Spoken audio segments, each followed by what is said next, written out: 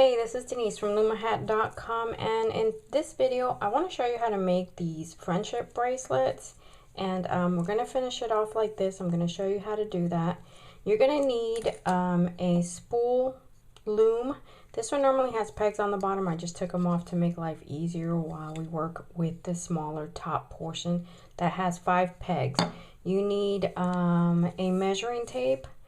Not vitally necessary, but makes things easier. You do need at least 4 floss. You can use 3, but it's gonna be much better if you use 4. I have 4 different colors just to make it easier for you to follow what I'm doing, but you could use whatever color combination works for you. Of course, you need a hook, your scissors, a yarn hook, a yarn needle, and if you want, not necessary, but it makes things easier, a crochet hook. I like to finish my bracelets nicely, so I use these beads. They have a 1/2 inch diameter opening, and I like to put some on the ends just because I don't want to see that knot by itself. And these are just really tiny ones that fit the 4 strands of floss. That's all your supplies. So put everything together and come back and let's make these friendship bracelets and give them to a friend. So you start by measuring your wrist. In my particular case, I have a 6-inch wrist, and for every inch that you measure out, you need to loom knit 6 rows. Okay, so just measure it out, multiply it by 6. That's how many rows you need to count. If, like me, you don't like to count, then just know that your loom is 3 inches in length. And the oddity about this particular project is that when you've loom knitted 3 inches worth of knitting, when you pull the bracelet off, you're going to need to stretch it. And when you do that, it's going to be twice the amount. So there are your 2 options. Either measure and multiply by 6 and count your rows out as you're knitting, or just measure out and know that the amount of knitting that you've done, you're going to multiply that by 2, and that's going to be your length. So that's 2 different ways of knowing how many rows you need. Okay, let's get to the knitting part. Start with about a 4-inch tail to allow you to work, and make a knot with your 4 strands together. You're going to work with them as if they were one. Okay, take that tail and put it in your loom so it doesn't mess you up and get you knitting it, and tighten. Sorry about that. Tighten your loop there, not too much, and then wrap the next 4. Okay, and what I do with these is I leave them like that, and I just pull on my string. Okay, now you have all 5 of them wrapped, and now instead of wrapping again, you're just gonna push them down. You have to push these down because you don't want to pull the wrong set. So you push them down so that there's some separation between your bottom and your top, and then just take the top one, and right from the front, you're going to wrap those 5 pegs. And then once all 5 of them have a bottom and a top, you're going to take this group and you're going to hold on to them that way, okay, with your back fingers. If you find a way that's more comfortable for you, then use it. This way seems to work pretty good for me. Now, in order to keep these 2 from getting combined, you can take your finger and hold on to this top one because you don't want it to go when you're bringing the bottom to the top. So hook those 4 bottom strands and you're going to bring them up. And you're doing this with this one because you want to secure your working yarn. You don't want it to get loose on you and then these 4 just go off. Okay, so now your yarn is secure. You're going to go to your next one, and again make sure that there is separation, and grab the bottom 4 and bring them over the top. And then you just keep doing that, and again see how you can get them confused. And this looks a little cumbersome because I'm going slower, so you can see what I'm doing, but as you get better at it, it goes a lot faster. Okay, so this is the 5th and last one for this row. Now you have 1 row. This row, by the way, is going to be pretty loose. Don't worry about it. I'm going to show you how to tighten it up. When you get ready to wrap again, go ahead and push everybody back down. Okay, see how easy they all push down? And tighten this so it doesn't come loose. And again, wrap those 5 pegs in the front, okay? And make sure that there's separation between the top and the bottom. And again, take your working yarn to the back, secure it with your fingers, put one there, and grab the bottom and come over the top. Now that I finished 1 row, and this is my 2nd row. All right, you tighten again and you let it loose, and you start doing this again, and just keep working on it. By the way, don't count that first row because like I said, that yarn is very loose and you're actually going to tuck it in. So when you're counting, don't count that first one. Okay, that's not one of your rows. That's just the starter. And keep going. Okay, and then I'm going to show you what we're going to do after we have all our rows. So I'll be back. Once you're done knitting, it should look like this, like almost like a flower. And for me, I know that I'm done because I've reached that bottom rim. And as you can see, this bottom part, which is those first 1 or 2 rows are loose, like I said before, and you have an opening right here. Okay, so at this point you have a decision that you can make, and that is, how do you want your bracelet to look? You can have this chain link type of knitting, or you can have this like snake chain look. And right now, if you were to just close this, this is what you get. If you want this, then you take this working yarn, this tail that you left here, and you get it through that hole and up to the front, and you basically are making the bracelet turn from the inside out. And how can you do this? Well, you can put a bobby pin on this right here and just feed the bobby pin through here to the top, or you could take, which for me is the easiest one, is to just take a crochet hook through there and then just grab this here, the tail, and just bring it in, right, like this, and then just pull it. It's not a really easy thing to do. It can be very tough. You're gonna have to pull a lot and you almost feel like you're gonna wreck the bracelet, but you won't. Don't worry about it.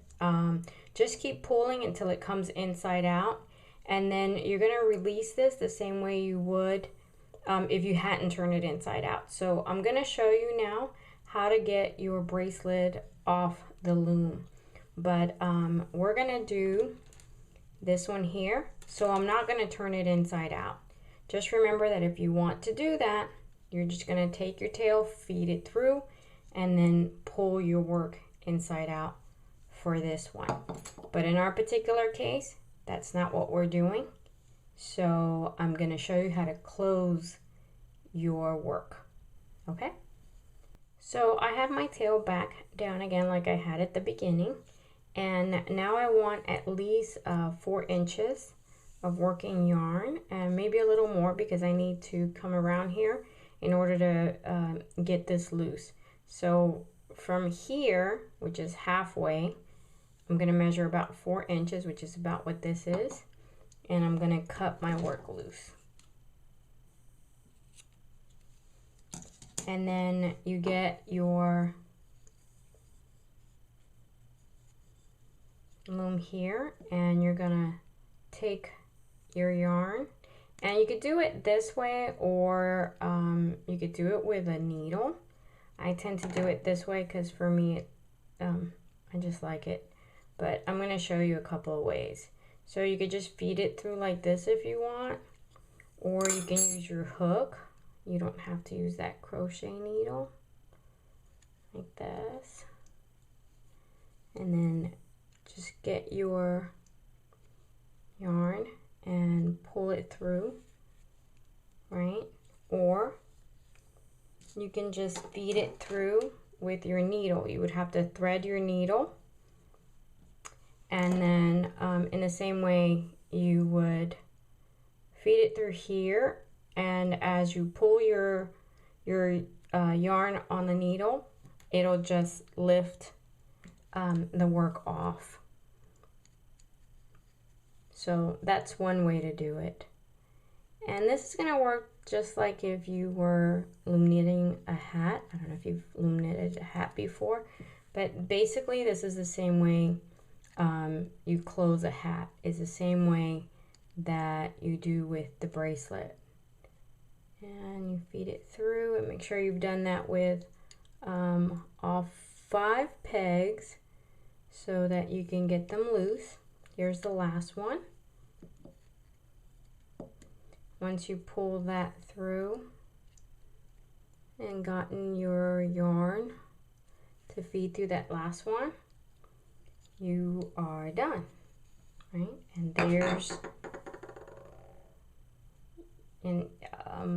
bracelet. And as you can tell, it looks really thick, but that's what I was saying. At this point, you see how that looks? In order to get it to look like this, you need to start pulling it. See there? And see how it looks here? And you're pulling it. And as you pull, this is getting longer. So instead of being wider, it's longer. See that? And you tighten this up here.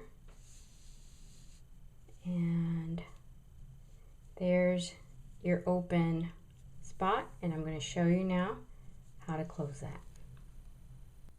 Now that first part I told you was going to be really loose, and so here you see that the strings look really long and loose, and the way you're going to fix this is that you take your needle and thread it with one of the colors that you used to make your bracelet, and then there is an opening here, right? So just take all of those loose ones and push them into the hole like that. Okay, and once you've done that, just make sure that you keep your thread in the middle. So keep pushing them down, and once you have most of them inside, it'll look like this, right? And then you just take your needle with that you've threaded and bring it in from anywhere down at the bottom and bring it up towards the middle. And if you made a knot, don't worry about it, it'll get hidden in there. And then just start closing up that hole, okay? Don't worry about it looking absolutely perfect. It's not going to show very much, and you should only be somewhat concerned about it if you're not going to put a bead here to hide it. I am, so I don't worry too much. I just kind of want to neaten it up somewhat. It doesn't have to be a lot, and sometimes your needle gets a little stuck. It's okay. And so just keep closing it up like that. because the thread is the same color, it kind of gets hidden.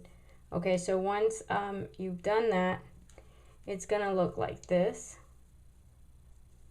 where it's closed up. And at this point, if you want, you could just make a knot here and a knot here, and you're done. But in my particular case, where I want to put a bead here and one here because I just think it looks neater, once you finish sewing it up, you take your bead and go ahead and feed those 4